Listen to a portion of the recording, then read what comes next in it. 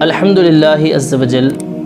मज़हब इस्लाम बहुत ही सीधा और सादा मज़हब है। इसके अंदर इतनी खूबसूरती है, अगर उस पर अमल करें तो ज़िंदगी बहुत खुशगवार हो जाएगी और हम दुनिया के बहुत सारे झंझट और जंजाल से बच जाएंगे। लेकिन अफ़सोस कि आज मुसलमान इन चीज़ों पर अमल नहीं करते, इसीलिए परेशान है। जिसमें से मैंने आज एक मौजू लिया है शादी। आप सब जानते हैं हर रिलीजन में और अफसोस के साथ कि मुसलमानों में भी इस शादी जो मौका है, इसमें इतने ख़र्चे हो रहे हैं, इसी वजह से, इसी शादी के महंगाई होने की वजह से लड़कियां बहुत ज़्यादा उम्र को पहुंच जा रही हैं। लड़के शादी की जो सही एज है उसमें शादी नहीं कर पा रहे और इस वजह से वो इधर उधर भटक रहे हैं और इसी वजह से रेप केसेस भी ज़्यादा बढ़ रहे हैं और बहुत सारी बीमारियां भी इसी वजह से पैदा हो रही हैं। तो मैं आज आपको बताता हूं कि मज़हब इस्लाम में शादी, निकाह कितना ईज़ी, कितना सिंपल, कितना सादा है। बहुत सीधी और साफ सी बात है कि मज़हब इस्लाम में निकाह में जो ख़र्च है उसके हवाले से जो मेन चीज़ है ख़र्च के हवाले से, वो है महर। महर उसे कहते हैं कि एक निकाह के बदले में औरत को कुछ रकम दिया जाता है। अब उस रकम की जो मिक़दार है, कम से कम मिक़दार जो है 10 दिरहम है। 10 दिरहम चांदी के जो सिक्के होते थे पहले, 10 दिरहम, शायद कि आज उसका बहुत कीमत भी कोई बहुत ज़्यादा नहीं होगा, ठीक है। और उसके बाद दूसरी चीज़ जो ख़र्च की है वो है वलीमा। वलीमा उसे कहते हैं कि निकाह के बाद जो रात गुजार ली जाती है, उसके बाद मर्द जो है, शौहर जो है, उस खुशी से जो है कि खाना खिलाता है, उसे वलीमा कहते हैं। वलीमा भी शरीयत इस्लामिया ने मर्द के ऊपर रखा है और महर को अदा करना भी मर्द के ऊपर ही रखा है। उसके बाद एक अहम चीज़ जो है, जो शादी से पहले ही देखी जाती है, जिसे कहते हैं नानो नफ़क़ा, यानी रहने का मुनासिब घर देना, पहनने के मुनासिब कपड़े देना और खाने पीने के साजो सामान देना और जो ज़िंदगी के ज़रूरत की चीज़ें हैं वो देना। और ये भी ज़िम्मेदारी मर्द पर ही है। बस यही चीज़ें हैं शादियों में ख़र्च के हवाले से। और अगर निकाह को देखा जाए तो और भी इजी है। ऐसा ज़रूरी भी नहीं है कि 300, 500, 1000 लोग ही जो है कि शादी में आए तभी निकाह होगा, नहीं, बल्कि निकाह में तो 2 गवाहों का होना शर्त है। ज़रूरी जो चीज़ें हैं सिर्फ 2 गवाहों का होना, कि अगर लड़का लड़की हो और कोई काजी निकाह पढ़ाने वाला हो और 2 गवाह हो तब भी निकाह हो जाएगा। तो घर के अगर चंद अफराद रह कर मौजूद होकर निकाह किसी का निकाह करा देते हैं, किसी की शादी करा देते हैं, इसमें कोई हरज नहीं। अब इस लॉकडाउन में तो लोगों ने ऐसे ही किया ना कि सरकार ने, गवर्नमेंट ने पाबंदी लगाई तो 10-15 लोगों में ही तो निकाह हुआ, शादियां हुई, हर मज़हब के लोगों ने किया। तो हमारे मज़हब इस्लाम ने हमें पहले ही इस चीज़ की तालीम दी कि निकाह बहुत इजी, बहुत सिंपल, बहुत आसान है, कि इतने से ही खर्च है। और वो खर्च भी किसके ऊपर है? मर्द के ऊपर है, लड़के के ऊपर है। लेकिन आज हमारा मुआशरा पूरा उल्टा चल रहा है, पूरा उल्टा चल रहा है। क्या कि जब किसी के यहाँ बेटी पैदा होती है तो उसके चेहरे पर खुशी आने के बजाय उसके चेहरे की लाइट बंद हो जाती है।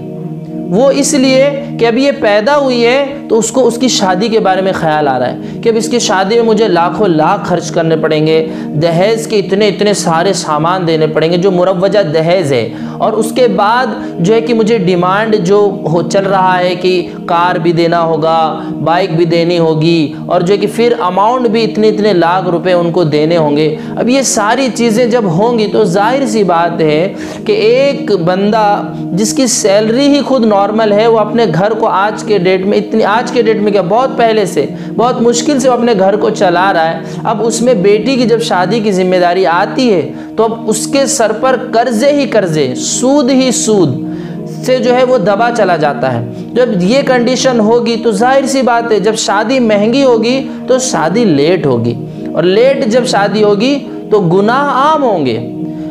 अल्लाह तबारक व तआला ने इंसान के अंदर सेक्सुअल डिज़ायर जो रखे हैं कि दोनों अपोजिट जेंडर जो है, दोनों अलग अलग जिन्स जो है, जो कि मर्द और औरत हैं, एक दूसरे की तरफ जब बालिग हो जाते हैं, मैच्योर हो जाते हैं, तो एक दूसरे की तरफ माइल होते हैं। इसका दिल इसकी तरफ माइल होता है, इसका दिल इसकी तरफ माइल होता है। तो जब ये कैफियत आएगी, और हम जिस ज़माने में जी रहे हैं, हदीस पाक का मफहूम है कि जिससे हो सके वो निकाह करे, जिससे हो सके जो निकाह की ताकत रखता है, नानो नफ़का अदा कर सकता है, महर अदा कर सकता है, वो निकाह कर ले।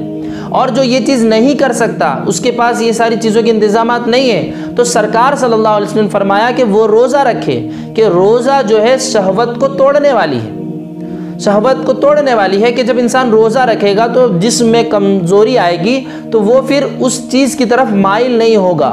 लेकिन आज हम जिस माहौल में, जिस मुआशरे में, जिस हालात से गुजर रहे हैं, यहाँ पर क्या है, रोज़ा रखने की बात तो बहुत दूर, हमारे हाथों में ऐसी चीज़ें हैं, ऐसी डिवाइस हैं, और उसके ज़रिए हमारे पास ऐसी ऐसी चीज़ों के ऑफ़र आ रहे हैं जिसे देखकर सेक्सुअल डिज़ायर कम क्या हो, बल्कि वो और बढ़ रहे हैं और भड़क रहे हैं, जिसकी वजह से नौजवान बेराह रवी के शिकार हो रहे हैं। बल्कि मर्द ही नहीं, बल्कि औरत भी बेराह रवी के शिकार हो रहे हैं। और इसका किस तरह अपनी ख्वाहिश को पूरी करें, वो इस चीज़ में मुलविस है। अगरचे आपको मेरी बात ये कड़वी लगे, लेकिन ये बात सच और हक है कि आज नौजवान क्यों बेकाबू हो रहे हैं, कितने छोटी छोटी बच्चियों का रेप कर डाल रहे हैं। कोई नौजवान लड़की अगर थोड़ा सा कोई कहीं बाहर पढ़ती है, कोई भी, ये अलग मैटर है कि उसका पढ़ना वो किस तरह से जारी, इस पर में टॉपिक नहीं है, लेकिन वो जब कोई भी औरत कहीं पर तनहा नज़र आती है तो मर्द उस पर टूट पड़ते हैं, और उसको हमेशा ख़तरा होता है कि मैं बाहर हूँ ऐसे टाइम पे। घर वालों को डर होता है कि ऐसे टाइम पे हमारी नौजवान बच्ची बाहर है, पता नहीं क्या हो जाए, वो फिक्रमंद हो जाते हैं। लेकिन अगर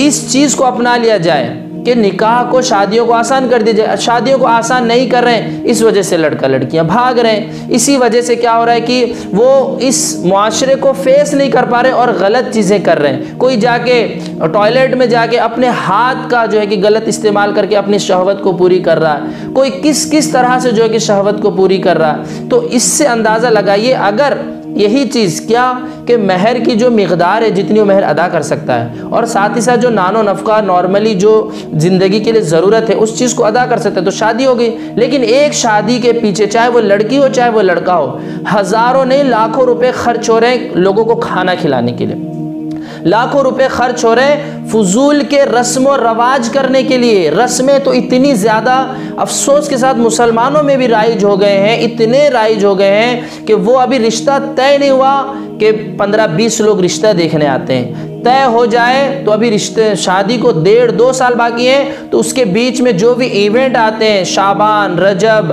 रमज़ान, ईद, बकरीद, तो अब क्या हो रहा है कि लड़की वालों को बहुत सारी चीज़ें उनके घर भेजनी है। वो हर जगह के अलग अलग रवाज हैं, इतने सारे साजो सामान खाने पीने के भेज रहे हैं, और जो है कि अभी बेटी एक शादी हुई नहीं, इतने सारे बर्डन उनके पर डाले गए हैं। फिर शादी होगी इसकी भी गारंटी नहीं है, क्योंकि शादी से पहले भी बहुत सारे रिश्ते टूट जाते हैं। अब जो इनका इतना खर्चा हुआ उसका क्या होगा? फिर उसके बाद शादी हो गई, अब भी मैटर ख़त्म नहीं होता, अब भी बात ख़त्म नहीं होती। अब उसके बाद सिलसिला एक जुल्म होता है, मुआशरे में एक जुल्म चल रहा है बिलखुसूस औरतों पर, कि वो क्या करते हैं, अब बेटी वाले को फिर कोई प्रोग्राम आ रहा है, कुछ भी आ रहा है, उनको कुछ ना कुछ भेजना है। फिर उसके बाद उसके यहाँ पर कोई बच्ची या बच्चा पैदा होता है तो उसके भी खर्चे अक्सर यही देखा जा रहा है कि लड़की वालों के सर पर होता है। फिर लड़की वाले जो है ना, बहुत सारी चीज़ें उसके बाप को, उसके ससुराल वालों को देना है, इतने सारे रस्म व रवाज के, उसको चांदी की चीज़ें देनी है, सोने की चीज़ें देनी है, वगैरह वगैरह, जहाँ जहाँ जैसे जैसे रवाज हैं आप सब समझ सकते होंगे। लेकिन मैं आपसे सवाल करता हूँ कि कहीं पर शरीयत इस्लामिया में इस चीज़ के बारे में है? आप बताइए। हाँ, अगर कोई चीज़ खुशी के हवाले से होता तो लिमिट में होता, जिससे इंसान बेकर्ज के तौर पर कर दे, बेकर्ज के तौर पे कर दे तो ठीक था। लेकिन आप क्या कर रहे हैं, आप इससे इतना ज़्यादा बर्डन कर दे रहे हैं कि अगर कोई बंदा ना करे तो फिर उसको गलत सलत कहा जाता है, उसको फ़कीर कहा जाता है, उसे जलील किया जाता है। तो मेरे प्यारे दोस्तों और अहबाबों, इस चीज़ को हम अपने मुआशरे से ख़त्म करने की ज़रूरत है। आज आप किसी की बेटी पर जुल्म कर रहे हैं, यकीन मानिए कल आपकी भी बहन है, कल आपकी भी बेटी है। अगर हम इस चीज़ को ख़त्म नहीं करेंगे तो हम एक दूसरों को खुद नोच नोच कर खा रहे हैं। मतलब परेशान कर रहे हैं हम। अगर यही शादियां सस्ती हो जाए, आसान हो जाएं, तो अंदाज़ा लगाइए अगर ये चीज़ें सस्ती हो जाएंगी, जो लाखों लाख रुपए आपके मैरिज में खर्च हो रहे हैं, अगर वही अमाउंट बच जाए तो वो बंदा अच्छा बिजनेस कर सकता है, कोई अच्छी सी दुकान खोलकर अपनी जो है कि अपना तिजारत चला सकता है। लेकिन हम इसको नहीं चाहते, बस अपना नाम दिखाने के लिए, अपनी नाक को बचाने के लिए हम अपने आप को नीलाम कर देते हैं। और अफसोस के साथ नौजवान को जब ये बात समझाई जाए तो कहते हैं हमें तो समझ में आता है लेकिन हमारे माँ बाप नहीं समझते। अरे ये कैसी बात हो गई? आपको क्या नहीं समझ में आता है? आपको सब समझ में आता है, लेकिन हमारे ज़मीर मुर्दा हो चुके हैं, हमारा दिल मुर्दा हो चुका है। हम अच्छी और हक बात के लिए जो है कि नहीं लड़ सकते, नहीं समझा सकते। इसके लिए अगर हम चाहते हैं हमारे मुआशरे से कि ये बुराइयाँ ख़त्म हो, ये जो है कि फ़ुजूल के ख़र्चे ख़त्म हो, तो इसके लिए हिम्मत करके आगे आना होगा। जो भी बंदा अब शादी करे या जो शादी कर चुका है लेकिन वो कोई और उसके घर में किसी की शादी होने वाली है, तो इन सारी चीज़ों का लिहाज करें। अगर आपके घर में बिलखुसूस भाई या बेटे हैं तो आप उनका निकाह सस्ते में कराएं, बल्कि बहुत आसानियों से कराएं। और ये सारी चीज़ों के लेन देन के मामले से बचने की कोशिश अगर हम करेंगे तो इंशाअल्लाह ताला बहुत जल्दी गरीब की बच्चियाँ भी, और हर लेवल की बच्चियाँ, ऐसी नहीं है कि अमीर अमीर को लूट रहा है, गरीब गरीब को लूट रहा है। ठीक है, तो अगर हम इस चीज़ को अपने अंदर, अपने माहौल में लाएंगे, मुआशरे में लाएंगे, तो इंशाअल्लाह ताला आप खुद इसका जो है कि फ़ायदा महसूस करेंगे और हमारे नौजवान तरक्की पे जाएंगे।